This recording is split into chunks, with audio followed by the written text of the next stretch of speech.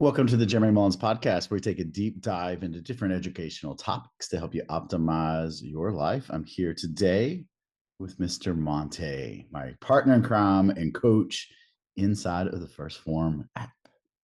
Back for another one. Back for another one. We just wrapped up another challenge. Yeah, we did. Had a lot of good results in this challenge too.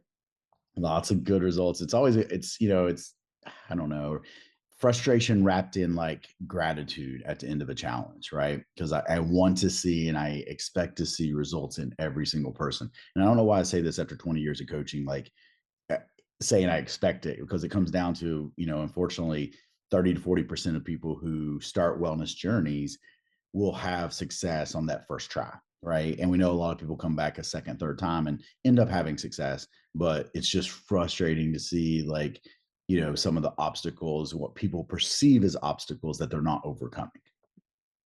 Yeah, yeah, because there's a lot of people who go through a lot of real obstacles that still execute on the plan. So Yep. I'm the same way. I get frustrated. I'm like, and I think it's just that we know what they're capable of doing if they just go through it head on and just take on those obstacles. We know it's possible. I think that's where the frustration comes in. Yeah, and you only fail if you give up, right? That's what I always tell people. Like, it may take you multiple times at this journey, but a lot of times it is getting out of your own way and really adopting, fitness and nutrition as a lifestyle. And there were some stats I was seeing the other day, and these, it's different groups have these stats that are out there. So, I'm kind of just summarizing and not quoting a particular study or a particular set of stats, but it was showing that after 3 years of someone starting a diet, that 95% of the people end up gaining their weight back. And with most of those individuals, they gain more of their weight back than they initially lost. And it really got me thinking about, like, we want people to focus in on habits more than just doing a program.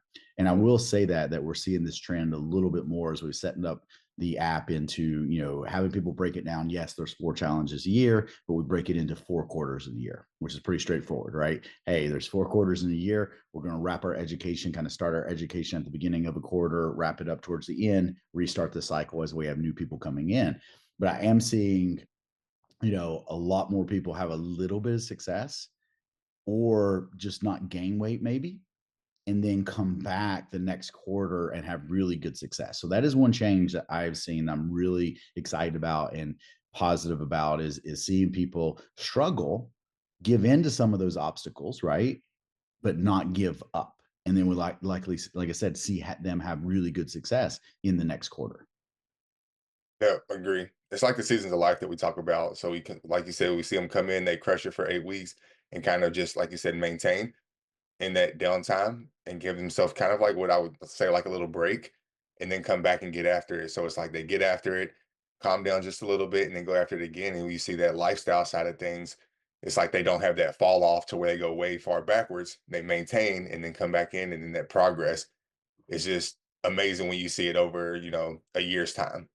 Yeah. And we take a look at it, and yes, we are really, I don't want to say we're focused on, but the primary focus of us, and even for me, if I said, okay, what is the highest percentage of individuals I'm working with? It is fat loss clients. People come to us to lose body weight, right? 100%. But the question I always want to bring up, and what I want people to understand, is you have to really adopt the lifestyle for long-term success. And this is where, I would say you are being selfish if you don't adopt this lifestyle, right? If you look at, you as a human being and you as the positive benefits that come out of doing exercise and being healthy, right? Because the stats are out there. And as I read, this one study after study has found that regular exercisers live a much longer, usually a decade or more life, than people who do not exercise, right? So if you think about that, when I say you're being selfish, if you die early and leave your family early, right? If you have diseases that is costing money to yourself and to taxpayers and all that, like, it is our responsibility to be healthy. And that's what I want people to really think about at the end of the day. Yes, you may start out with a specific goal of wanting to lose 30, pounds of body weight, but there is plenty and plenty of data out there that is showing us those individuals who exercise. Okay, we'll get into different types of exercise. We really break it into, like, the two scores, or I'm sorry, the data that we see, VO2 max and strength, that those are indicators of someone living a longer, healthier life. You put the quality of it on there too. So a longer life, but those longer years have a lot more quality to them as well. 100%, right? And that's what we're trying to do. Okay.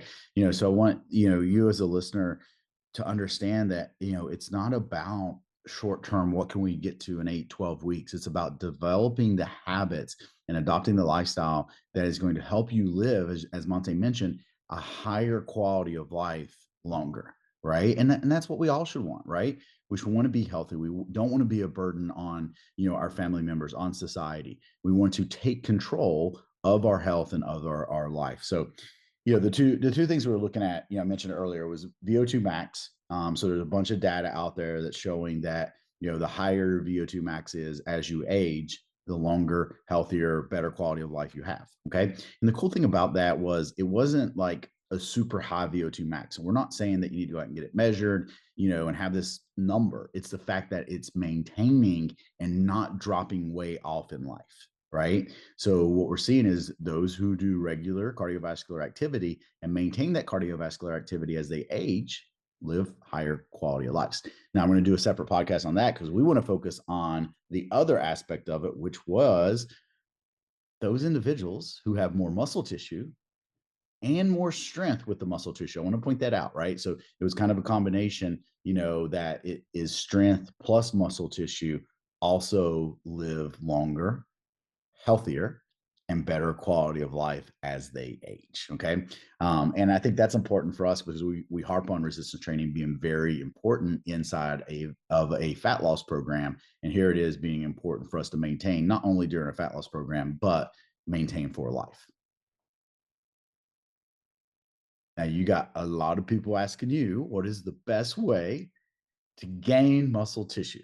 Okay. So, and I know when we look at this, there's not a magic to it, right? We would say, hey, you want to make sure that you are, if we took after one subculture that was really good at building muscle tissue, it would be our bodybuilding group. However, we can put on muscle tissue if we have light weights at home, right? You don't have to have, a full gym to put on muscle tissue. So what are some of the things that you've seen with the clients that you're working with that are key takeaways to putting on muscle tissue and gaining that strength along their journey? Key takeaways, and I'm gonna go to a group of people, the people who can't make it to the gym because you just mentioned that, and it's the people who are working out at home, but maybe don't have, full sets of dumbbells, barbells, and access to those things at home. And when they're asking these questions, like, hey, like, can I build muscle doing this, with body weight, with 5 pound, 10 pound, dumbbells? And the answer is yes. And it's really going to come down to how much they're working the muscle tissue and the stimulus they're putting on it. Because when it comes to building muscle tissue, I mean, there has been plenty of things that show that it's not really about the weight. It's about how hard you're working that muscle tissue. Are you working it closer to failure? So say you only have 10 pound dumbbells. Me, if I have 10 pound dumbbells, if the reps call for 12 to 15, I can do that pretty easy. But what do I do in order to increase that to help me with the muscle growth? Well, I'm going to do as many reps as it takes till, I feel that, until I feel that burn, until that exertion on the muscle is there. Like when I feel it working, when I feel it burning, okay, now I'm working, I can still produce muscle growth even with lighter dumbbells. So that's a big thing. And I mean, you even have the band kits. People, you can do it with band kits. And while I tell people, like, you eventually want to get up to where you're going, able to, order heavier dumbbells to push yourself. You're not having to do 100 reps of dumbbell curls. Like you can get it done with that. And a lot of times, the key takeaway here is any resistance training. And if you're pushing yourself, so we're talking about is having, you can do it by RPE, right? So a scale of 1 to 10, one, or, one being super easy, versus a 10 being, this is very difficult. I'm going to fail. This hurts, right? So that's kind of like when we talk about when it comes to 0 to 10 scale. So we're talking about pushing yourself on that resistance train where you mentioned feeling the burn, right? Feeling failure come, like, I mean, I can't lift another one of these without, hitting failure or, sacrificing form. And that can be done in any fashion of resistance training.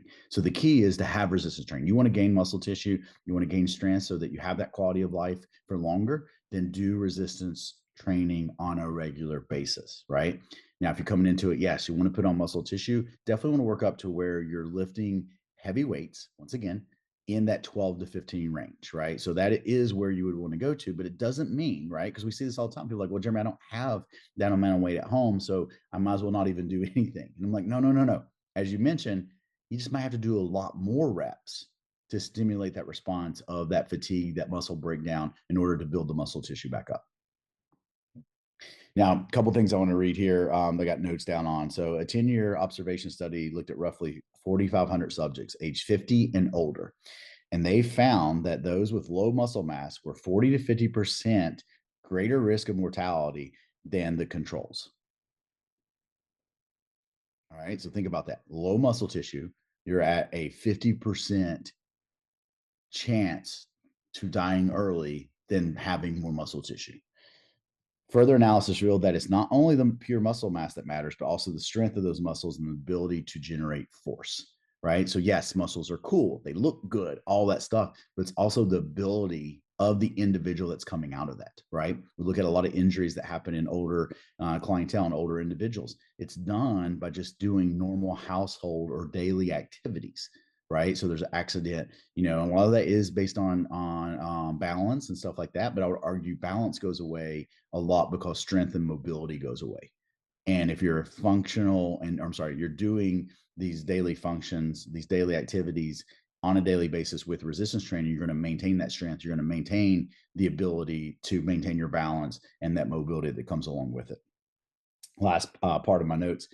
Subjects with low muscle strength were at a double the risk of death, while with low muscle mass or low muscle strength plus metabolic syndrome had a 3 to 3.5 times greater risk of cause of mortality. Okay, so they're talking into, and we see with diabetes rates, pre-diabetes rates going up. Resistance training also has a great benefit to help with reverse the metabolic syndrome. So preventing us from becoming insulin resistant. Because remember, when you don't use the muscle cells, the muscles or the body has no reason to store carbohydrate inside the muscle cells. Because why? We're not using it. So there is that big benefit of resistance training helping us in stave off metabolic conditioning that we see a lot of times in those that who do not do resistance training. And then unfortunately, inside of a standard American diet are consuming a lot more of processed carbs and total carbohydrate. And that's just a double whammy. It's going to lead to insulin resistance, type 2 diabetes, et cetera. So another benefit of having that resistance training inside of your schedule. What style of training do you like best? I personally like traditional style training, Yep. And what do you mean but by if traditional? If we have someone brand new listening, what do you mean by the traditional style? so your typical, I do push pull leg kind of movements. So it's not like the CrossFit. I'm not throwing around slinging and banging weights. And I'm not running, but just going in, doing your traditional bench, deadlift, shoulder presses, like as main movements, and then doing accessory work with that. Gotcha. Yeah, and I'm the opposite. I'm a fan of the functional fitness, but starting it with a strength biased. So going in and doing bench press, right? But then maybe the workout includes, push-ups, pull-ups, some gymnastic work, maybe a little bit of conditioning by running and more weights, right? So that's a fan of how I like to train. Everyone is different. It's Okay. gonna come down to what you like to do the best. What you like to do the best. They both have resistance training in it. My lifting before the metabolic conditioning or the CrossFit WOD, whatever you want to call it, is heavy, right? It is going to be a certain percentage based on my 1 rep max, no different than like you were talking about with the traditional program. With the traditional program, you're going to have more accessory work to go along with it. Now, a lot of people, do a lot of accessory work after their CrossFit workout. Just depends on what time you have, right? So there is no right or wrong, I think, coming into what style of training. Just want to let people know, like personally, what we do, from that aspect. So takeaway: more muscle tissue, more strength leads to a longer, healthier, and more increased quality of life. Now I'm going to back this up a little bit. Ask you, what are some goals that you have coming up in the new year that are strength or lifting related? Well, the number one goal that I have, and it's been a goal for years, and I got it once, and I've shared my journey on here. So that for the people who know, like I backtrack and weight, but it's to get 10 unassisted pull-ups. Like being 6'8", long arms, a lot of room to travel. I got to where I could do like 5 at one point, Yeah, but then lost that. So 2025, I'm getting at least 10 unassisted pull-ups in a row. I like it. That's a good goal to have. I think everyone should be able to do a pull up. If you look at just quality of life, pull yourself up, it is a big deal. And that can be a basis that you set your goal of and strength goal is to be able to do that pull up. So I'm going to chase 405 on the bench, tie an all time PR in my mid 40s. So I think that's going to be one of my goals that I want to put out there from a strength, basis. And then I haven't had time to sit down and look at some others. I want to do some others when it comes to squat and deadlift. Deadlift will not be too aggressive, secondary to the past injury. But I do want to make some squat goals, which are going to be more, I think, strength slash endurance related. So maybe some 10 rep, 20 rep on the back squat this year as some strength goals. So that's what I'm kind of looking at from that aspect. So wrap it up, guys. Remember, resistance training is very important for not only fat loss, aesthetics, to achieve your goal within a 8-week challenge, but also for long-term health. Looking at the data, looking at the research that's out there, it's showing that resistance training, whether that be with weights, bands, body weight, is one of the best ways to live that longer, healthier, higher quality life. I hope you guys have a wonderful day. I hope you had a wonderful Thanksgiving and that everyone enjoys their time in the holidays. And we'll talk to you guys soon.